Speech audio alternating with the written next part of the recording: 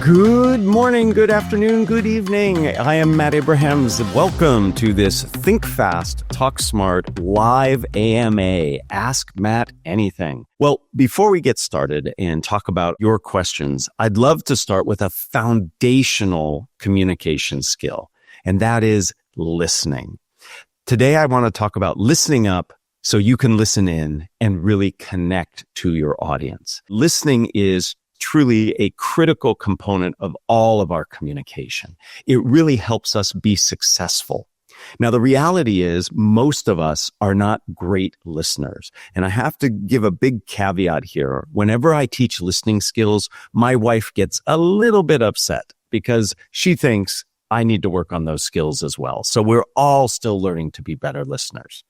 Listening is challenging. Most of us listen just enough to get the gist of what someone is saying, the high level. And then we begin rehearsing, planning, judging what it is that we want to say and what others are saying. And that gets in the way of us listening well.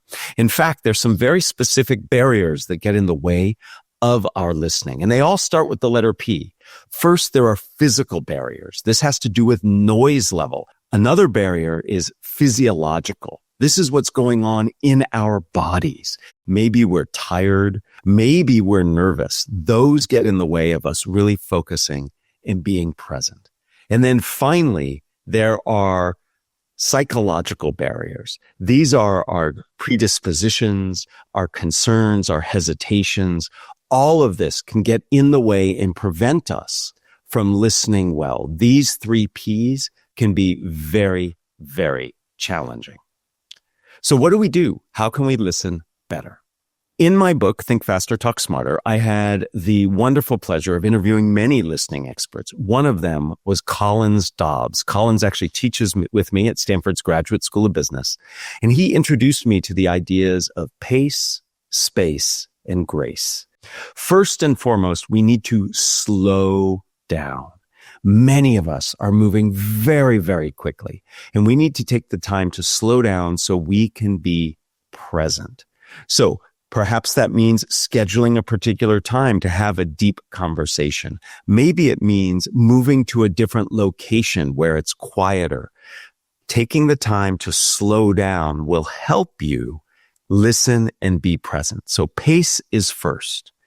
We also have to make sure that the space is appropriate, where we sit, how we're situated, how the room is arranged, or the virtual environment can really make a difference. But I'm also talking about mental space. We need to make sure that we give ourselves the space to focus. You need to remind yourself, I need to be here now for this interaction.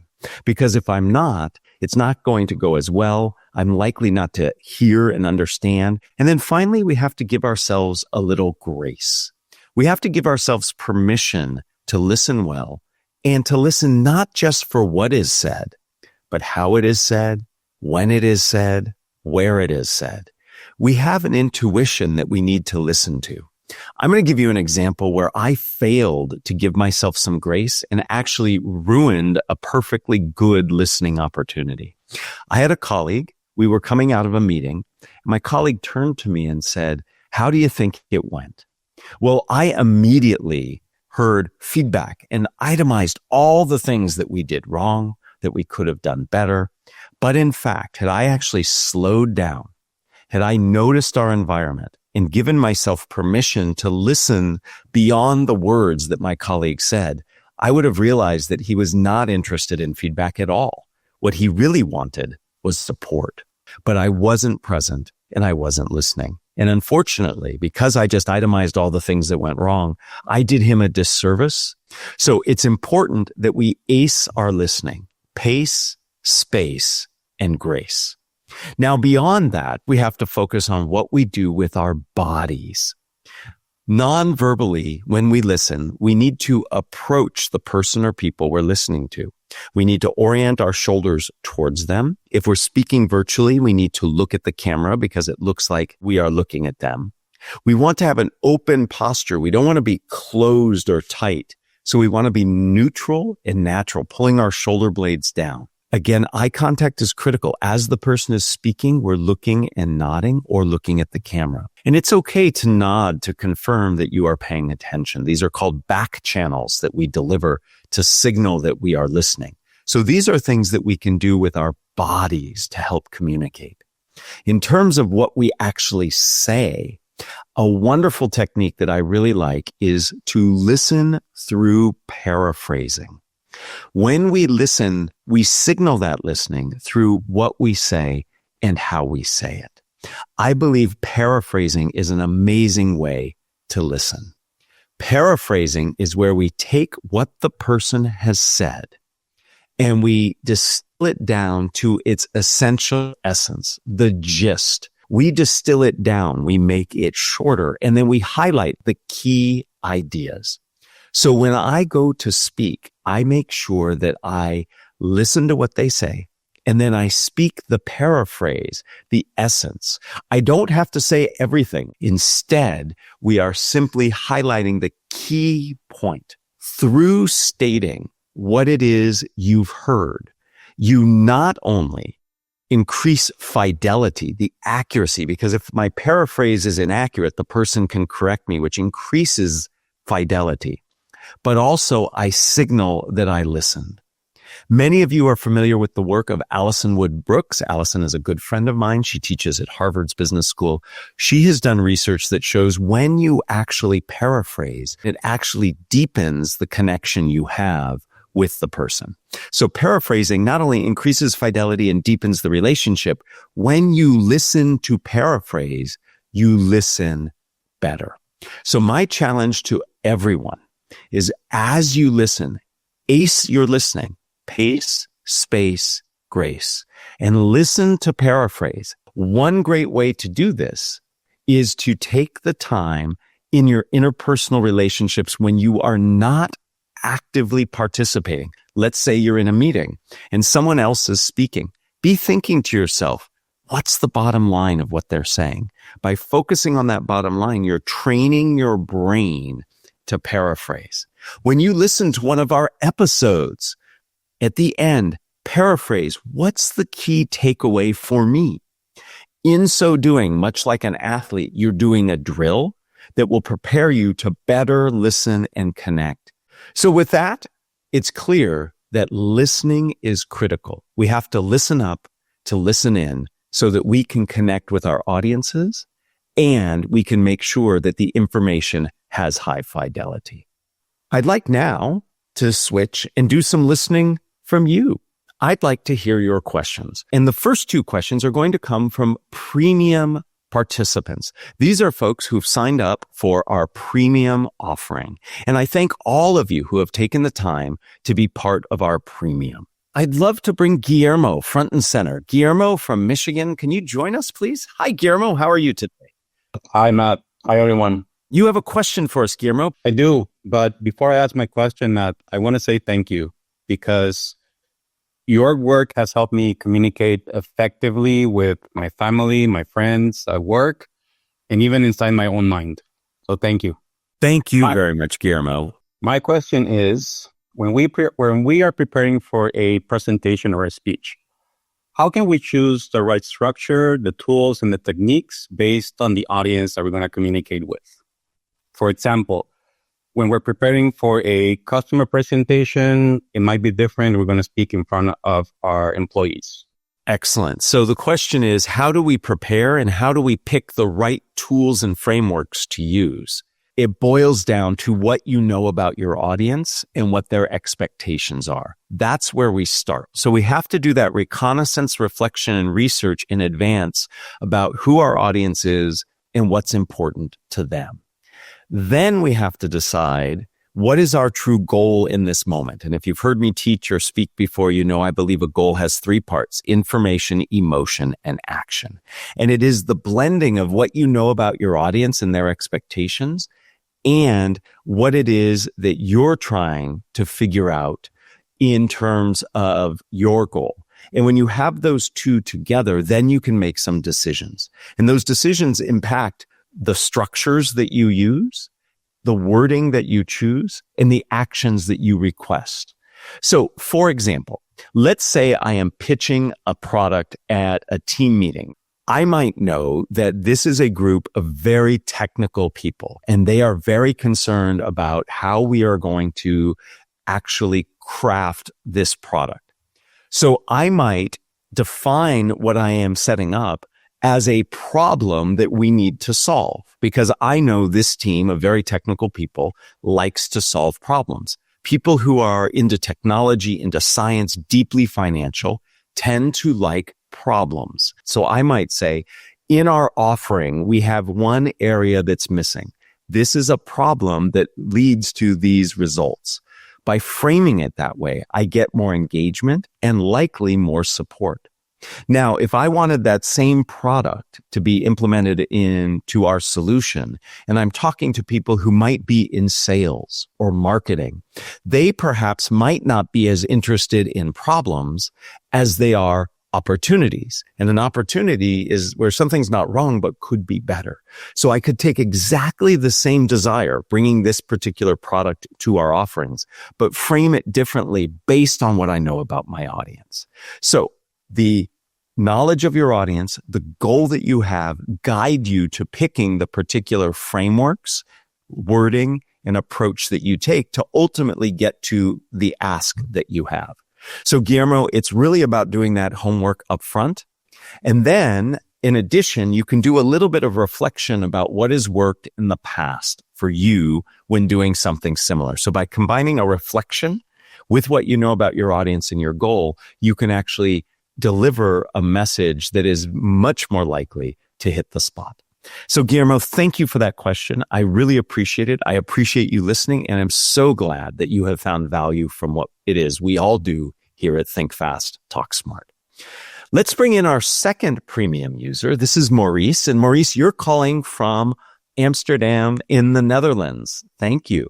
My question is about how can we help people to develop in a targeted manner to properly apply the right communication? You explained, like, for instance, the pace-based grace thing. Now we know it. But what matters most in practice is learning to apply it. And through a learning intervention or simply applying it in practice. So what's a good method to learn to apply all this communication knowledge to the level of proficiency you further developed? Yes. So it's one thing to learn these skills. It's another thing to apply them. I've been teaching communication skills for over 25 years and have really tried to help people not just gain the insights, but actually apply them. And there are several things that can help. First, we have to make sure that we understand the concept clearly and completely, which means we have to do some thinking about it. One of the big mistakes my students make is they think they get it and then they start. And then they get disappointed because it doesn't go the way that they had expected. So the first step, I believe, is to really take some time to reflect. Reflection is key. What is it that I'm trying to learn? So if you're learning a new framework, many of you know I'm a big fan of the framework structure, what, so what, now what. If you're learning that, you really need to take a moment to say, do I appreciate and understand each of the different components in that what, so what, and now what? Once I have reflected and truly believe I understand, and if I don't, I can do some more learning, I then need to think about ways in which I can apply it that are meaningful to me. To practice something that doesn't feel useful or you have an understanding of how to deploy it can make it more challenging. And then finally, we actually have to do the practice in a low stakes manner. So if I'm trying to practice what, so what, now what, I might, at the end of each Think Fast, Talk Smart episode, think to myself, what was that episode about? Why is it important? And how can I use that information? But it's not just enough to reflect, to understand how to deploy it, and then to practice. You actually have to do another round of reflection at the end. What worked? What didn't work? What was hard? What was easy? You know, there's that definition, Maurice, of insanity that says doing the same thing over and over again, expecting different results. That's how many of us go into learning new skills, especially around communication. We just do it and then we move on. We don't take the time to reflect. Now, this process takes time and effort, but if you do so, you can truly internalize it and it can really help you. So again, to summarize, you start by reflecting. what really is the communication skill I'm working on? Maybe it's just body posture. I want to make sure that I look big and balanced. So I pull my shoulder blades down. And then we have to think about where and when and the value it brings, how we can deploy it. And then we reflect after the fact. By going through these activities, both mental and physical, you will be able to take on these new communication skills and make them part of your toolkit, part of your regular practice, so you don't have to think about it. I really appreciate both Guillermo and Maurice's questions. I appreciate them being premium members, and I so appreciate that they derive value from our show. Now it's time to hear from all of you. I'd love to hear from those of you who have questions. If you type in your questions, we have a team of people behind the scenes who are queuing them up. I can't promise that I'll get to every question, but I certainly want to get to as many as I can. I see we have a question about how to intentionally slow down. This is from Shelby. How do I intentionally slow down a conversation? Maybe it's an emotional conversation where it feels like we're ignoring the other person if we don't speak back immediately. Thank you, Shelby. The pace of conversations can feel really demanding, but in fact, we have control over the pace. I can imagine an emotional conversation that we're having where somebody is sharing information. Maybe they're even upset with me or the situation, and they're speaking quickly. It is very easy to get caught up in that and feel like we have to respond right away. Instead, we might benefit. And I think we can all think of situations where it would have been better had we slowed down just a little bit, where taking a little pause to slow down would help. And there are a few ways to do this. One is just giving yourself permission. Again, it goes back to that idea of grace. We have to give ourselves a little bit of grace to be present in that circumstance. Maybe we're emotional. Maybe we're confused or concerned, and that can cause a lot of jumbled thoughts. So to take time to slow down can help. Several ways to do it. One, ask for it. Simply say, give me a moment to process that, or let me think about that. It's okay to do it. In fact, in many cases, people see that as your attempt to really connect and provide a response that's appropriate, accurate, and useful. Another way is to ask some clarifying questions. You can clarify. When somebody says something, you can ask a question, and that question buys you a little bit of time to think about your answers, and it might help specify what it is that you need to say. And finally, we talked about paraphrasing when I was giving my brief talk. Paraphrasing is a great way to buy yourself time, because as you're paraphrasing, you can actually be thinking about how you want to respond, slowing things down for yourself. Paraphrasing is what we call a lower order cognitive skill. That's just a fancy academic way for saying that we can actually think and do the paraphrase at the same time. So there are ways that you can slow down a conversation to help you respond appropriately.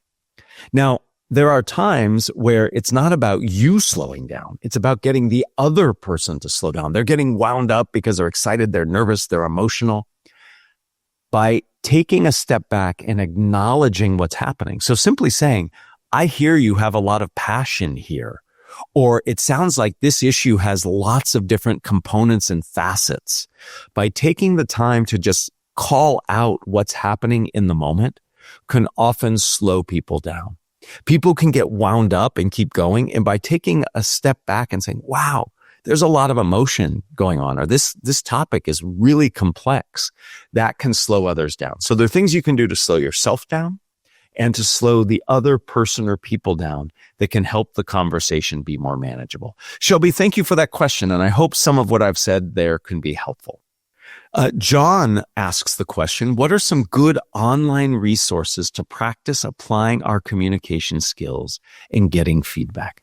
Well, somebody who teaches communication skills is certainly going to say that coursework and classes are absolutely wonderful opportunities. Another avenue is through organizations like Toastmasters. I am a huge supporter of Toastmasters. It is an organization designed to help people practice their skills.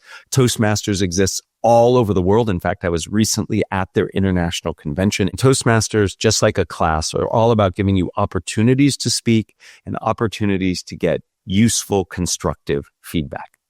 Now, you don't have to go to that extent where you have to sign up for something and show up for something. You can also just reflect on your own. So for example, you can, at the end of the day, at the end of a meeting, think to yourself, what worked? What didn't work? That reflection helps. And my students will tell you, digitally recording yourself is an amazing way to get the practice and to see what's going on. We are not the best judges of our communication. One of my former co-instructors, Kristen Hansen, likes to talk about the perception gap, our perception of our communication versus what others see. Recording yourself, while painful, can actually be incredibly helpful. I like to joke with my students that digitally recording yourself and watching it is like going to the dentist. Many of us don't enjoy going to the dentist, but we sure are glad that we went. When you digitally record yourself, I encourage you to watch and listen in a particular way. After you've recorded yourself, listen only. Don't watch, just listen.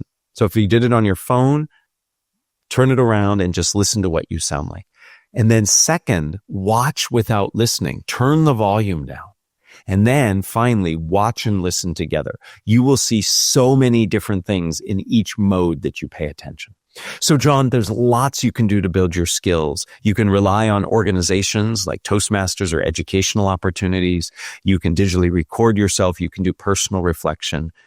Whatever you do, keep learning and working on your communication skills. It is foundational to success in our personal and our professional lives. Thank you for those questions. A special thanks to our premium members, Guillermo and Maurice, and the other premium members who asked questions. I'd like to wrap up here and show just 2 slides to really share some specifics about things we have upcoming. I am thrilled about some really exciting opportunities we are bringing to the Think Fast, Talk Smart community. Available today, in addition to our normal premium offering, we have brought the podcast to Apple Premium. Many of you listen to our podcast on Apple. You can now do so in a premium fashion if you so choose.